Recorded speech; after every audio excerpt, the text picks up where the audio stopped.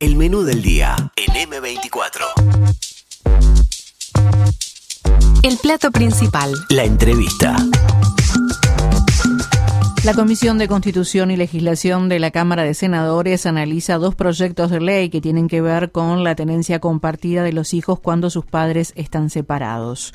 Por un lado está la propuesta del Partido Nacional de corresponsabilidad en la crianza y por el otro el de Cabildo Abierto de tenencia compartida responsable. Para dialogar sobre estos cambios que se pretenden implementar, estamos en comunicación con Alicia Deus, abogada y especialista en derechos de niñez y adolescencia. ¿Qué tal? Buen mediodía, Deus. Buen día, ¿qué tal? ¿Cómo le va? Bien. Bueno, bien.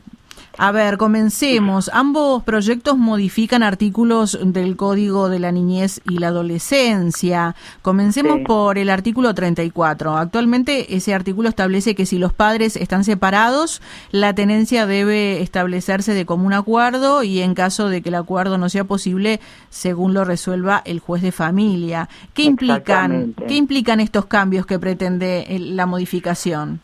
Bueno, justamente eso es lo que nos preocupa, ¿no? Ajá. Implican un dejar de atender al interés prioritario de las niñas y niños que pueden estar en determinada situación para resolver por ley de manera general cuando hay un conflicto sobre la tenencia entre los padres que será siempre en forma alternada, en forma compartida por ambos padres.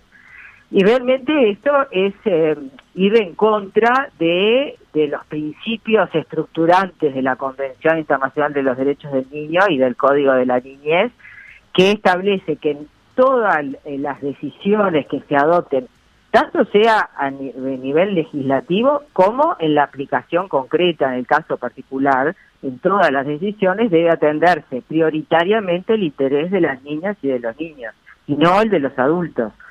Acá se está pretendiendo resolver un conflicto, eventual conflicto entre adultos, sin atender al interés de los niños, que es el que debe priorizar en toda la situación. Uh-huh. Por eso es que en principio no nos parecen adecuados, porque entendemos que las normas que hoy prevé nuestro Código de la Niñez y la Adolescencia permiten dar cumplimiento a este principio fundamental. Uh-huh. Ahora, ante la falta de acuerdo entre los padres, Cabildo Abierto mantiene lo estipulado hasta ahora. O sea, el juez decide que el niño o el adolescente permanezca con el progenitor con el que haya convivido durante más tiempo. Bueno, esto siempre y cuando eso lo favorezca al niño, ¿no? Si el niño es menor de 2 años, por otra parte, se mantiene también la preferencia por la madre, siempre que no sea perjudicial para el niño.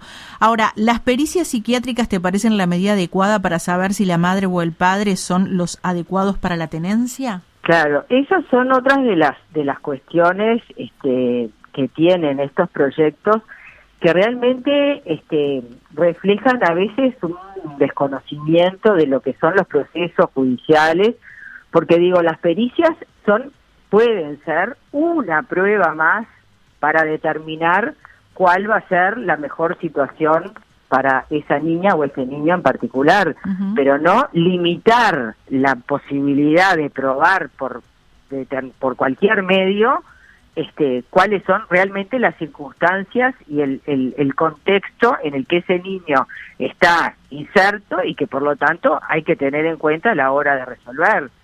No solo las pericias, porque digo, la pericia psicológica o psiquiátrica de repente determina o que los dos padres están aptos para ejercer sus responsabilidades en la crianza, y sin embargo el interés del niño también puede estar verse en otras cuestiones, ¿no? Primero, dónde vive cada uno, a qué centro educativo concurre, qué otras actividades extracurriculares realiza.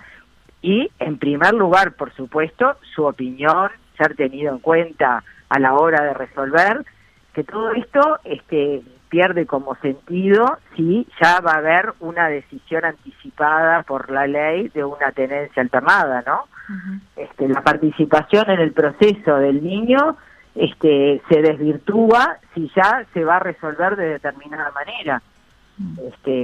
Hoy el niño o la niña participan en el proceso, se les designa un defensor, tienen la oportunidad de ser oídos de acuerdo con su edad y circunstancias, por supuesto, ¿no? Sí. No es lo mismo ir a un niño o una niña de 2 años que Claro. a un adolescente.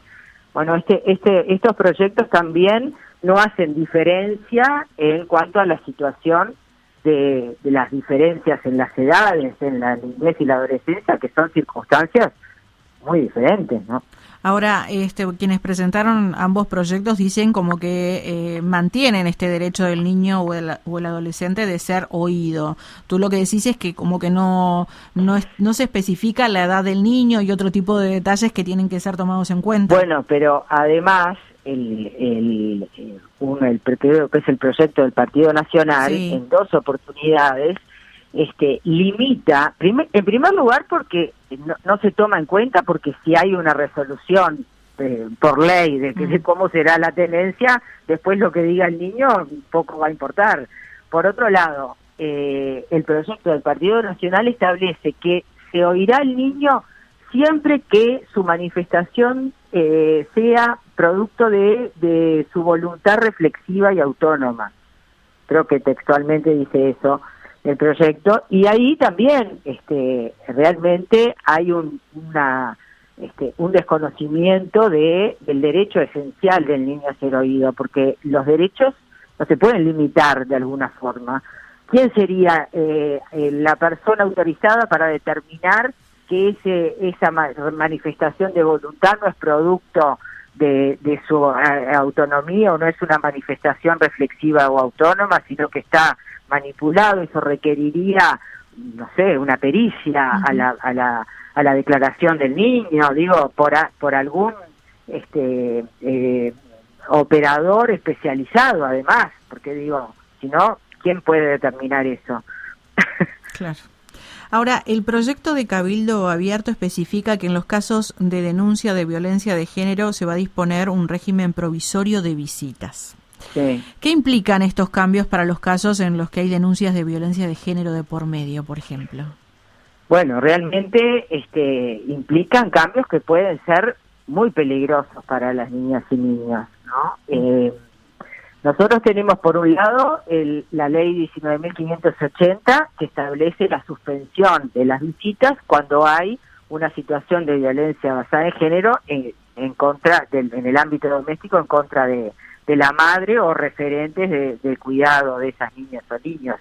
Una suspensión de las visitas que estuvieran vigentes por un tiempo prudencial sin visitas, por un informe previo del equipo técnico de la sede judicial, y por otro lado tenemos el Código de la Niñez y la Adolescencia, que ha sido recientemente reformado en su capítulo 11, que justamente refiere a las situaciones de violencia en contra de niñas, niños y adolescentes, y que establece expresamente que la exposición a violencia doméstica o basada en género contra sus madres constituye violencia directa contra las niñas y niños. Es una forma de violencia o de maltrato.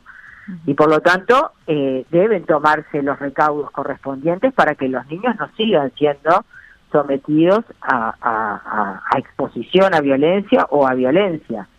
Esa forma que establece este proyecto de visitas provisionales y que pudieran ser controladas, bueno, eso también hoy está vigente y va a quedar a criterio de la justicia cuando va a analizar cada caso en particular si esas visitas pueden realizarse en primer lugar y si esas visitas deben realizarse en forma supervisada también. Eso lo determinan hoy los jueces y las juezas todos los días, todo el tiempo. Deus, organizaciones sociales lanzaron una campaña contra los proyectos de tenencia compartida. Bueno, tú sos parte de esta campaña, este movimiento. ¿En qué consiste exactamente? Bueno, la intención es poner en conocimiento de la ciudadanía, de las personas, lo que proponen estos proyectos, la finalidad de estos proyectos y su inconveniencia, por supuesto. que pueda debatirse a nivel público con información de las cuestiones que nosotros observamos y cuestionamos, porque entendemos que plantean cuestiones de gravedad, plantean realmente una regresión en materia de derechos de la niñez y de la adolescencia en el país, lo cual no puede justificarse de ninguna forma por el interés de las personas adultas. Realmente sería que se aprobaran estos proyectos, sería una regresión en derechos, ya que se desconocería el principio del interés superior del niño que hablábamos recién, el derecho de los niños a participar y a ser oídos en todos los asuntos que los involucren, su autonomía progresiva en el ejercicio de derechos, porque esto que yo te decía recién tampoco se distingue entre niños, bebés, niñas, niños o adolescentes. En fin, creo que realmente es necesario que la ciudadanía se informe primero y se involucre en esto, porque están en juego cuestiones muy trascendentes para la infancia y la adolescencia. Desde el oficialismo dicen que se reclama un cambio cultural por los colectivos feministas. Esto es un cambio cultural general, sin tener en cuenta el género. ¿Va por ahí el cambio cultural? Bueno, en primer lugar, yo creo que esto no es cuestión de los colectivos feministas o de partidos políticos. Acá yo he sentido el senador Domenech que ha hablado de grupos radicales, de feministas radicales. Acá no, en realidad no, las feministas radicales no tienen nada que ver. Todos los colectivos que estamos atrás somos organizaciones de infancia que hace con una trayectoria larga en el país en defensa y promoción de derechos de niñas, niños y adolescentes, pero además hay instituciones del Estado que han cuestionado estos proyectos. La Asociación de Magistrados del Uruguay, la Asociación de Defensores Públicos, el Ministerio de Educación y Cultura en una comisión que recientemente cuestionó también, hizo observaciones, la UNICEF, en realidad el Instituto de Derecho Familia de la Facultad de Derecho. Esto no tiene nada que ver con los partidos políticos de izquierda o derecha ni con el feminismo. Realmente, además, nosotros entendemos que los proyectos son, de alguna manera, las denominaciones de estos proyectos son de alguna forma engañosos, porque hablan de corresponsabilidad en la crianza, y la exposición de motivos habla de que, del nuevo rol de las mujeres en la sociedad y que tienen que tener tiempo para desarrollarse y que por lo tanto es necesario la corresponsabilidad. La corresponsabilidad respecto de nuestras hijas e hijos existe, es inherente a la patria potestad que tenemos todos los padres y las madres. No se necesita una nueva norma que lo establezca. De todas maneras, siempre recae sobre la mujer todo lo que tiene que ver con cuidados, ¿no? Claro, pero recae sobre la mujer por una cuestión de cómo está estructurada la sociedad hoy, pero no porque la ley lo establezca o la justicia tenga un sesgo de género en favor de las mujeres y en perjuicio de los hombres. Eso es bueno, y hablando de eso, Deus, está la organización Todo por Nuestros Hijos Ya, que es una organización que, según dicen, quieren desempeñar el rol paterno y materno por igual, con miras de lograr el desarrollo integral de los niños. Ellos tampoco están de acuerdo con los proyectos, pero porque dicen que no va a cambiar nada de la ley actual. ¿Qué opinión te merece la lucha de esta organización en particular? Bueno, en realidad esta organización, Todos por Nuestros Hijos, Stop Abuso, no sé si hay Con Mis Hijos No Te Metas, son todas organizaciones que, me sorprende que no estén de acuerdo, porque yo tenía entendido que estaban en línea con estos proyectos, pero no, en realidad ellos dicen que fue modificado un proyecto que ellos presentaron hace algunos años, que lo tomó el Partido Nacional, pero bueno, no están de acuerdo con las modificaciones, por lo tanto ellos no apoyan ninguno de los dos proyectos. Está bien. Digo, en realidad, varias de las organizaciones de padres que están, bueno, atrás de estos proyectos o que han hecho actividades de incidencia en favor de estos proyectos o de la tenencia compartida, están integrados en su gran mayoría por varones que han tenido problemas en la justicia por temas de maltrato y de abuso sexual infantil. Eso es una realidad. Muchos de estos varones que integran estas organizaciones, que son activistas, son esos que se encadenan en la puerta de los juzgados y dicen que no pueden ver a sus hijas e hijos, pero la realidad es que la gran mayoría, yo no podría decir el 100%, pero sí la gran mayoría, tiene problemas personales en la justicia por los cuales tienen limitadas su derecho de visitas o de, bueno, ni que hablar de la tenencia, pero por cuestiones personales de violencia o de maltrato o de abuso sexual. Eso es la realidad. Bueno, ahora me sorprende que como es todo por nuestros hijos. Todo por nuestros hijos ya. Nosotras entrevistamos al abogado, a Fleitas, sobre este tema, bueno, y él nos decía... Freira, perdón, tiene razón, Freira. Y él nos decía esto, de que si bien el proyecto que se tomó es el de ellos por el Partido Nacional, se le hicieron modificaciones con las que no están de acuerdo y opinan que no va a cambiar nada de la ley actual. Bueno, no sé, no podría decirte en ese sentido. Digo, claro, ellos, no sé, supongo que pretenden alguna situación más radical, aún, la verdad que desconozco cuál es la postura de ellos en este momento. Digo, sí es una realidad que la mayoría de estas organizaciones de varones están atrás de estos proyectos porque salen en la prensa, hacen pintadas, es una realidad. Y por ejemplo, uno de estas personas fue el que secuestró, copó una joyería y tenía secuestrada a una señora hace un tiempo, que tuvo que ir el Grupo Geo y el ministro Larrañaga. Lo recuerdo. Bueno, este señor era uno de los activistas de una de estas organizaciones que se encadenaba en la bahía en Rondó y Valparaíso. Y bueno, digo, este doctor Freira tenía en un momento como más de, no sé, como 7 o 10 expedientes judiciales de conflicto con su expareja, o sea, todos tienen cuestiones personales en la justicia.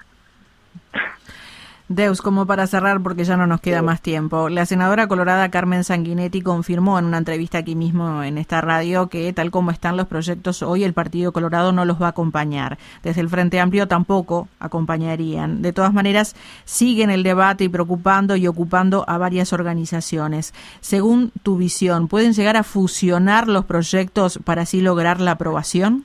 Bueno, en realidad eso es lo que han dicho la senadora Ciaín, creo, específicamente ha dicho que van a unificar los proyectos, pero bueno, hay que ver cómo queda el texto. Ahora, si los proyectos se unifican y se les retira todo lo que nosotros estamos cuestionando, realmente pierden su razón de ser absolutamente, porque el derecho vigente contempla perfectamente la posibilidad de una tenencia compartida, sea de común acuerdo entre los padres o sea dispuesta por la justicia.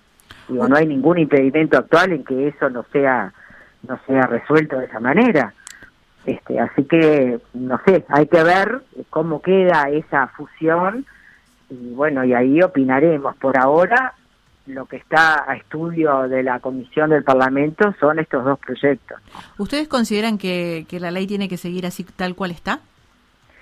En principio sí, lo que no quiere decir que muchas veces los juicios sobre conflictos de tenencia no demoren indeterminadamente o en forma injustificada, que no haya carencias de todo tipo, porque las hay, digo, sin duda. Hay problemas de gestión en la justicia, problemas de recursos. Yo diría como fundamental problema, falta de especialización de los operadores, de las técnicas y técnicos, tanto de los magistrados y magistradas como de los operadores, de quien tiene que hacer las pericias, etcétera. Uh-huh. Sobre todo en situaciones de violencia y maltrato.